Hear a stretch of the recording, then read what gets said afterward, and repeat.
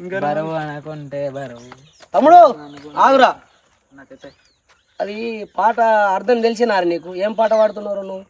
ఆ పాట నీ ఎట్లాంటి అవారగాడు పాడితే నడదిరా. అది హైదరాబాద్లో జాబులు చేసేటోడు, ఆ ఇంటికాడ పరిస్థితి బాగులేదు, హైదరాబాద్లో జాబులు చేసేటోనికి పాట సూట్ అవుతుంది. అది అర్థమవుతుందా? అదేనే ఇప్పుడు మన ఇంటి వాళ్ళు ఉంటారు చూసినావా, హైదరాబాద్కి వెళ్ళి కొడుకత్తుండంటే ఎంతో ఖుషి కొద్ది అన్నం తినకుండా అని కడుపు నిండా తిండి పెట్టి అని సుఖంగా చూసుకొని పంపిద్దామని అనుకుంటారు. కానీ పోయేటప్పుడు వాళ్ళు ఎంత బాధపడతారో ఆ బాధను మనం చెప్పుకోలేము, మనం అసలు దాన్ని అనుభవించలేము.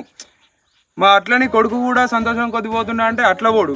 కొడుకు ఎంతో కష్టాల కొద్దీ జాబు, నచ్చిన జాబు నచ్చని జాబు వేసుకుంటా, తిండికి పైసలున్నా లేకున్నా, రూమ్ రెంట్లకు పైసలున్నా లేకున్నా, ఖర్చులకున్నా లేకున్నా, ఎల్ల తీసుకొని కడుపు నిండి అన్నం ఉన్నా లేకున్నా ఇంటి వాళ్ళు ఫోన్ చేస్తే తిన్ననే బాపు, తిన్ననే అవ్వ, కడుపు నిండి ఇదే కూర వేసుకొని తిన్నా అని చెప్పుకున్న రోజులు కూడా ఉంటాయి పాపం.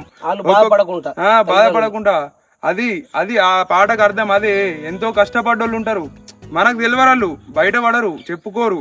ఎందుకంటే వాళ్ళ బాధ చెప్పుకుంటే మళ్ళీ ఇంటోళ్ళు బాధపడతారు, ఇంటోళ్ళు కష్టపడతారు అని చెప్పి మళ్ళీ అద్దురా కొడుకను హైదరాబాద్ ఉండు అని చెప్పి అంటారు అని చెప్పి ఆ బాధని చెప్పుకోరాళ్ళు.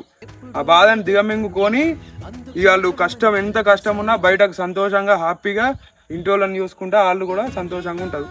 ఇట్లాంటి వాళ్ళు సమాజంలో చాలా మంది ఉన్నారు. అట్లాంటి వాళ్ళ కోసం ఒక్క రెస్పెక్ట్ బటన్. అండ్ మీరు కూడా వీడియోని వాళ్ళకి షేర్ చేయండి. మా వీడియోలు నచ్చితే ఫాలో కొట్టండి. బాయ్.